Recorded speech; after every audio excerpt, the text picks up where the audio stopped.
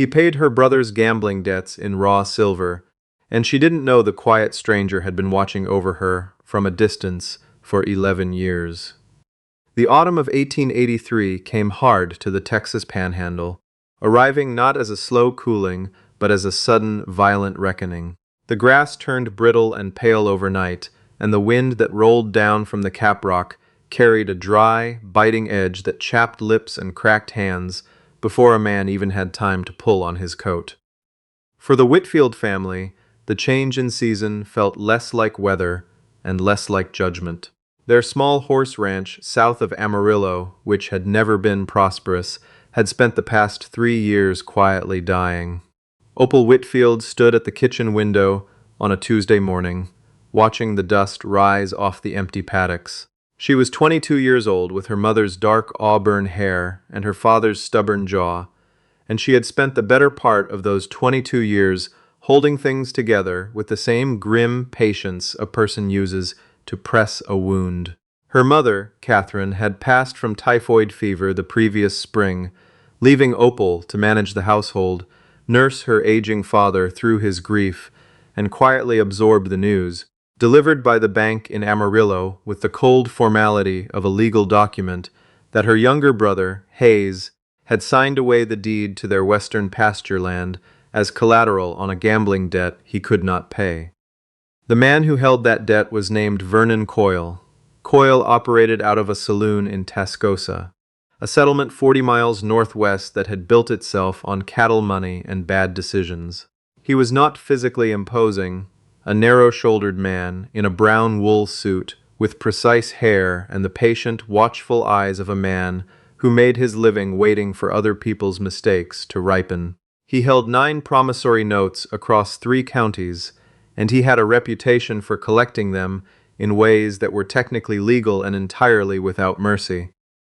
He arrived at the Whitfield Ranch on a Wednesday afternoon with 2 men at his back and a document folded in his breast pocket. Opal's father, Walter, a man who had once broken horses with his bare hands and now moved slowly through his own home like a visitor who had forgotten where he was, stood in the yard with his hat in his hands. "Mr. Whitfield." Coyle's voice was pleasant, which somehow made it worse. Hayes's note came due last Friday. "You are aware, I trust." "I'm aware," Walter said. His voice didn't shake, but his hands did. "The pasture land covers the principal," Coyle said, "but it doesn't cover the interest that's accumulated. I calculate the remaining balance at $260. He glanced toward the house. "Given your circumstances, I'm willing to consider an arrangement." Opal heard this from the porch. She had stepped outside when she saw the riders come up the track, and she stood now with her arms crossed, her jaw tight, watching Coyle the way a person watches a dog that hasn't yet decided whether to bite. "What kind of arrangement?" she said. It wasn't a question. Coyle looked at her for a moment with the mild curiosity of a man appraising livestock. "I operate a boarding house in Tascosa," he said. "A respectable establishment. I need a capable woman to manage it. Cook, keep accounts, receive guests. A 2-year contract would settle your family's remaining obligation entirely." The silence that followed had a physical weight to it. Walter turned toward his daughter, and the expression on his face broke something in her chest. Not because he was asking her to agree, but because he wasn't. He was looking at her with the hollow devastation of a man who knew what was being offered, and knew he had no power to refuse it on her behalf. The debt was real. The land was already gone. If Coyle took the ranch house and the remaining horses, Walter would have nothing and nowhere to go before winter. Opal was still working through the arithmetic of her own ruin when she heard it, the sound of a single horse coming up the south track at a steady walk. The rider was tall in the saddle, genuinely tall, the kind of height that looks almost wrong until a man dismounts, and you realize it's simply the way he was built. He wore a worn canvas duster the color of dry clay, and a weathered hat with a flat brim that shadowed the upper half of his face. A rifle rested across his saddle in a leather scabbard, and at his hip hung a heavy Colt revolver in a plain holster that had seen considerable use. His horse was a dark roan with a white blaze, compact and clearly well cared for in the methodical way of a man who understood that his life depended on the animal. He rode to a stop between Coyle's men and the porch, and he sat there for a moment without speaking, his eyes moving slowly across the yard with a quality of assessment that was neither hostile nor relaxed. It was the look of a man who had spent a long time in places where reading a situation quickly was the difference between walking away and not. "Emmett Brand," Coyle said. His pleasant voice had changed slightly, the way a man's voice changes when he recognizes something he'd rather not deal with. "I didn't know you had business with the Whitfields. I do now." Emmett's voice was low and unhurried. He reached inside his duster and withdrew a flat leather pouch, holding it out at his side without ceremony. $260 in silver coin. Count it if you need to. Coyle's nearest man stepped forward, took the pouch, and weighed it in his palm before loosening the drawstring. He looked inside, then gave a short nod. "The debt is settled," Emmett said. "The Whitfield name is clear." "And what exactly?" Coyle said, the pleasantness entirely gone now. "Do you consider yourself to have purchased?" Emmett looked at him for a long moment. "Nothing that was yours to sell." He held Coyle's gaze with a steadiness that wasn't aggressive, but had something behind it. A quality of absolute immovability, like trying to stare down a fence post. "You'll want to ride back to Tascosa, Vernon." Coyle studied him, doing the private calculation of whether the situation was worth pressing. It apparently was not. He refolded the empty document back into his pocket, turned his horse with rigid precision, and rode out of the yard with his men behind him. The dust hadn't settled before Opal stepped off the porch. "Who are you?" she said. The words came out with more edge than she intended, but her heart was still hammering, and she had no patience left for mysteries. Emmett Brand had dismounted and was looping his rein over the paddock rail. He turned to look at her when she spoke, and for a fraction of a second, something shifted in his expression. Not quite recognition, but a kind of settling, as if something he'd been holding at a careful distance had moved closer than he'd planned. "Emmett Brand," he said. "I scout and track for the Texas Rangers on contract. Used to, anyway. Mostly, I work my own spread now, up near the Canadian River breaks. That doesn't answer my question." "No," he agreed. "It doesn't." He didn't offer more. He turned back to his horse. That night, Walter offered Emmett the use of their spare room and a hot supper, and Emmett accepted with the quiet economy of a man accustomed to taking what was useful and asking for nothing beyond it. He ate without talking much, listened to Walter with respectful attention when the old man spoke, and was out before dawn, checking the fence line along the north pasture, because he'd noticed 3 broken posts when he rode in and apparently found it impossible to simply observe a problem without doing something about it. Opal watched him from the kitchen window, the way she'd watched a great deal of things in her life, carefully, and from a distance that felt safer than it probably was. She found the object on the 5th day. She had been airing out the spare room while Emmett was working with the horses in the paddock below, and when she straightened the single shelf above the bed, she found a small item that had slipped behind a tin cup. She picked it up. It was a pressed flower, dried flat between 2 pieces of waxed paper and bound with a narrow strip of leather cord. The flower was a Texas bluebonnet, perfectly preserved, its color still holding, after what looked like years, a small, careful piece of work that had been made with patience and kept with intention. Opal stood there holding it, and the room tilted slightly. She was 11 years old again, standing in a dry creek bed east of Amarillo, after a late spring storm had knocked her off the wooden footbridge her father had built above the wash. She'd hit the bank hard, torn her knee open on a rock, and she was sitting in the mud, crying and furious about crying, when a teenage boy she'd never seen before appeared on the bank above her. He was maybe 16, lean and serious-faced, and he'd climbed down the bank without asking and helped her out of the water without making a production of it. When she was standing on solid ground, still shaking, He'd bent down and picked a bluebonnet that was somehow still standing in the churned mud at the creek's edge, and he'd pressed it into her hand with the solemn, practical kindness of someone who understood that small things mattered. He'd been gone before her father reached her. She'd never learned his name. She had pressed the flower herself, kept it in her mother's Bible for years, and lost it in the fire that took the barn the winter she turned 16. Opal looked from the preserved flower in her hand to the window, and then down to the paddock where Emmett Brand was standing with her father's oldest horse, one hand on the animal's neck, talking to it quietly in the particular way of men who had spent more time with horses than with people. Her breath came in slowly, then out. She went downstairs. She found him at the paddock rail as the afternoon light began to go gold and thin across the flat land. She walked up beside him and held out the pressed bluebonnet without speaking. Emmett looked at it. He was very still for a moment, the particular stillness of a man caught in something he'd intended to keep to himself. "Dry creek bed," Opal said quietly. "East of town, 1872. There was a girl in the mud." He didn't look away from the flower. She'd torn her knee on the limestone. She was angry about crying, I noticed. The corner of his mouth moved, though it didn't quite become a smile.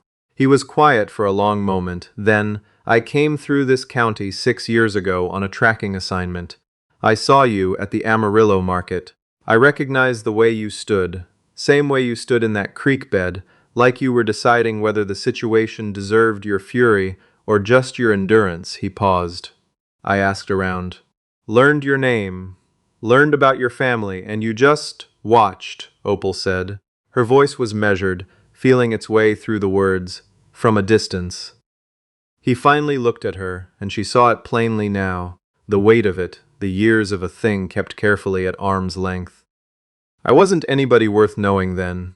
I was 22, and I'd been drifting since my family's farm burned and there was nothing left. I didn't have anything to offer a person. And now?" He looked out at the flat horizon, where the late light was breaking apart into red and orange above the caprock. "I've got a solid ranch, good water, horses that are worth breeding." He picked up the flower carefully, folded it back between its waxed paper, and held it out to her. "I wasn't planning to come forward. I just heard Coyle had the Whitfield debt, and I couldn't let it sit." Opal took the bluebonnet back, her fingers brushing his for a moment. "Why not?" she said. He was quiet long enough that it wasn't an avoidance. It was an answer he was being honest about finding. "Because you were kind to me in that creek bed," he said finally. "You thanked me when you didn't have to, and you looked at me like I was a person instead of a nuisance. I was 16, and I'd been invisible for 2 years. It stayed with me." Opal looked at him for a moment, this big, quiet man who had spent 11 years carrying a single pressed flower and had ridden 40 miles to pay a stranger's debt without asking for anything in return. "Stay through the winter," she said. It wasn't a question, but it wasn't exactly an answer to his either. It was something they both understood, a door, opened just enough to see what the light looked like on the other side. Emmett looked back at the horses. "I'll get those fence posts fixed tomorrow." The winter that followed was the hardest the Panhandle had seen in a decade. By November, the temperature at night dropped below zero and stayed there, and the Canadian River froze solid enough to drive cattle across. Snow came in 3 separate blizzards, each one arriving with the same indifferent violence, burying the pasture fence to its top rail and reducing the world outside the Whitfield ranch house to a white, howling erasure. But the ranch held.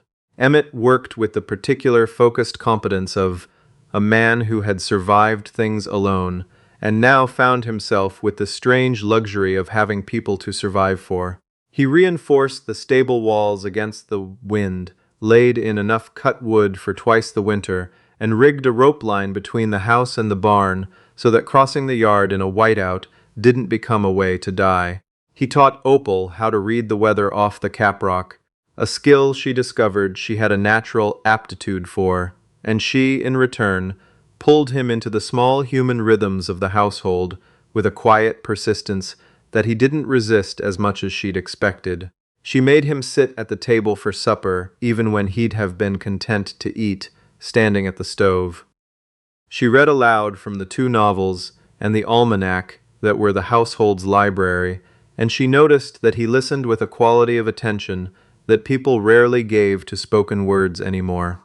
She asked him about the years on the trail, and he answered slowly at first, as if retrieving things from a long storage, and then with more ease as the weeks wore on. He had been a Rangers scout for 4 years, after drifting through New Mexico and the Indian Territory. He'd tracked missing persons and stolen cattle, and once, on an assignment he described without drama, a man who had killed 3 families in Palo Pinto County. He'd done it alone, because solitary work suited a man with no attachments, and because solitary work was what he'd been given. Now he had 400 acres along the Canadian river breaks, 300 head of good cattle, 300 head of good cattle, and a house he'd built with his own hands that he'd been living in alone for 3 years. Walter liked him with the uncomplicated approval of an old man who recognizes competence and doesn't feel threatened by it. Walter's health had been declining through the fall. A persistent cough that had settled in his chest after Catherine's death and never entirely left. And having Emmett there allowed the old man to rest in a way he hadn't permitted himself since his wife died, because there was now someone else to carry the weight of the place. Opal saw this and felt a complicated gratitude for it, and other things, less easily categorized. She noticed the particular way Emmett moved through a space, always aware of exits, always choosing seats with a wall at his back, always pausing in a new doorway for a fraction of a second before stepping through, habits so old they were clearly no longer conscious. She noticed the scar along his left forearm, which he never explained and she didn't ask about. She noticed that he laughed rarely, but when he did, usually at something Walter said, some dry observation delivered with the timing of a man who'd had decades to perfect it. The sound was entirely unguarded, and it changed his face into something younger and less defended. She noticed that he had pressed a second bluebonnet and left it on the kitchen windowsill without comment. In late January, 3 things happened in close succession. First, Walter's cough turned to pneumonia. Second, the 4th blizzard of the season arrived, sealing the Whitfield Ranch under 2 feet of new snow and making the road to Amarillo impassable. Third, a rider arrived through the storm. Not Coyle, but a man named Denton Greer, who worked for Coyle and who had the wind-burned face and flat eyes of someone who had agreed to do things for money that he'd mostly managed not to think about. He said Coyle had discovered something. Opal spoke to him on the porch, with Emmett standing behind her in the doorway. What Coyle had discovered, what Greer delivered with the blandness of a man reading from a list, was that the western pasture land Hayes had signed over was sitting on top of a deep natural water source. A surveyor working for a cattle syndicate out of Kansas City had tested the land the previous fall. The aquifer beneath the Whitfield property could supply water rights to every ranch within 40 miles, in a region where drought regularly killed cattle by the thousands. The land Coyle now held was worth, conservatively, 30 times what Hayes had owed. Coyle's position was this: the debt had been paid in silver by a third party. The land, however, had been legally transferred before Emmett's intervention. The transfer stood. Coyle owned the land and the water rights. What he was offering, generously, Greer implied, was a chance for Opal to sign a document affirming she had no further claim, in exchange for a cash payment of $500 and Coyle's agreement not to pursue Hayes for related debts Hayes had apparently accumulated elsewhere. Greer set the document on the porch railing. "You'll want to have someone read it over," he said, with the practiced neutrality of a man delivering papers. Then he rode back into the snow. Opal stood on the porch for a long moment, her breath making slow clouds in the frozen air. She picked up the document. Then she turned and held it out to Emmett. He took it. He read it twice, carefully. "This is a quitclaim deed," he said. "If you sign this, any legal challenge to the transfer is forfeit." I know what a quitclaim deed is, Opal said. Do you know what that aquifer is worth? Greer seemed to think I didn't. Emmett looked at her. The firelight from inside the house was coming through the open door, and it caught the side of his face, and she could see him thinking clearly, not strategizing, but actually thinking, the way a man thinks, when he's working out what's right and what's possible, and whether those two things align. Your brother signed the land over, he said. That part is clean. But Coyle's original debt instrument, the one Hayes signed, I'd want a lawyer to look at it. If Hayes was drinking when he signed, or if Coyle applied pressure beyond the terms of the original note, there may be grounds to contest the transfer itself. There's no lawyer who'll come out here in this weather. No, Emmett agreed. There isn't. He folded the document and held it back to her. Don't sign this. Coyle will come himself when the road's clear. Let him. Opal looked at him for a moment. This isn't your fight, Emmett. He was quiet for a beat, then, no, it's yours. But I'm not going anywhere. She took the document back. She did not sign it. Walter held on through January. The pneumonia peaked and broke in the first week of February, leaving him, thin and breathless but alive, propped against pillows in his bed, with a blanket Opal had been adding to every night without his noticing. Emmett sat with him some evenings, and Opal would stand in the hall and listen to the old man talk. About Catherine, about the horses he'd broken in his 30s, about the way the panhandle sky looked in the moments before a lightning storm, everything flat and green-tinged and suspended. Emmett listened without interrupting. On the 14th of February, a date Opal would later note with dry amusement, the weather broke. The temperature lifted above freezing for the first time in 6 weeks, and the snow on the roof began its slow collapse in wet chunks. Vernon Coyle arrived on the 16th. He came with 4 men this time, and a lawyer from Amarillo who rode in a separate buggy and had the air of a man who considered this trip a significant inconvenience. Coyle had also, it emerged, brought a second document, one that did not offer payment, but that leveraged Hayes's other debts as direct legal jeopardy for the family if Opal declined to cooperate. He laid everything out in the Whitfield yard with his previous pleasant efficiency. Opal stood on the porch and listened. Then she said, "I'd like you to meet someone." She went inside. She came back out with a man. The man who walked out behind Opal was not Emmett Brand.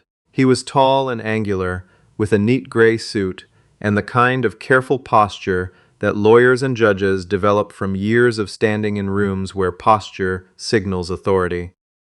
He carried a leather document case, and he wore a silver badge on his lapel that, in the flat winter light, caught the eye immediately. His name was Arthur Kane. He was a district court judge from the Northern District of Texas, and he was also, as Emmett had quietly established through a letter sent by a fast rider in December, the brother-in-law of the ranger captain Emmett had served under for 4 years. He had been snowed in at the Whitfield Ranch for 6 days, having been caught by the last blizzard while traveling south from Amarillo on unrelated court business. That part was true. The rest was timing that wasn't entirely accidental. Judge Kane had, during those 6 days, examined the original debt instrument Hayes had signed, the subsequent land transfer document, and the quitclaim deed Greer had delivered. He had also had a considerable amount of time to examine Vernon Coyle's legal history in the region, which Emmett had gathered from contacts in Tascosa and forwarded to him in that same December letter. Coyle's lawyer recognized the judge. His expression didn't change, but something in his posture did, a subtle recalibration, like a man quietly revising his estimate of a situation. Judge Kane addressed Coyle in the mild, particular tone of a man who is not raising his voice because there is no need to. Hayes Whitfield had been 17 years old when he signed the original promissory note. A minor. The instrument was not legally executable without a guardian's signature, which it did not have. The land transfer that followed from a legally invalid debt was itself invalid. Coyle had known, or should have known, this when he accepted Hayes's signature. The subsequent accumulation of interest and the leveraging of family assets against an invalid debt constituted fraud under Texas statute. Coyle could return Emmett's silver, surrender the western pasture land, and ride back to Tascosa, or he could litigate it in a district court over which Arthur Kane had jurisdiction. The lawyer leaned toward Coyle and said something quietly. Coyle's pleasant expression had the look of something that had been set very carefully in place. He returned the silver. He rode back to Tascosa. He did not come back. The western pasture land returned to the Whitfield name the following month, and what came with it, the aquifer, the water rights, the survey report from the Kansas City Syndicate, changed the arithmetic of the family's future in ways that Opal sat with quietly for several days before she fully accepted them. The land that had nearly destroyed her father would sustain him for the rest of his life, and the water rights negotiated through Judge Kane's contacts in the cattle industry provided an income that made the ranch not just survivable, but sound. Spring came to the Panhandle in March, tentative and then abrupt, the way it always did, the grass going from dead gray to improbable green seemingly overnight, the wind shifting south and losing its teeth. The bluebonnets came in along the fence lines in the first week of April, a blue so saturated it looked painted. Emmett had been going back and forth to his own property along the Canadian River since the roads cleared, managing things there while staying 3 or 4 days at a stretch at the Whitfield Ranch. It was an arrangement that hadn't been explicitly discussed and didn't require discussion. Walter pretended not to notice and thereby expressed his full approval. On a morning in the second week of April, Opal found Emmett at the paddock rail where she'd first asked him to stay. He was watching the horses work the new grass, and she stood beside him without speaking for a while. The air smelled of damp earth and the particular sweetness that comes in the first real warmth after a hard winter. She had the pressed bluebonnet in her pocket, the original one which she'd kept since finding it in the spare room. "I've been thinking," she said, "about the Canadian River breaks." She looked at the flat horizon, then at him. "I've never seen them. What they look like." Emmett was quiet for a moment. "They're different from this," he said. "More vertical, red rock cedars. The river sounds different up there. It has banks to push against." He paused. "It's a good piece of land. It would need a woman who knew how to manage accounts," Opal said. "It would. And who could shoot a rifle at 200 yards.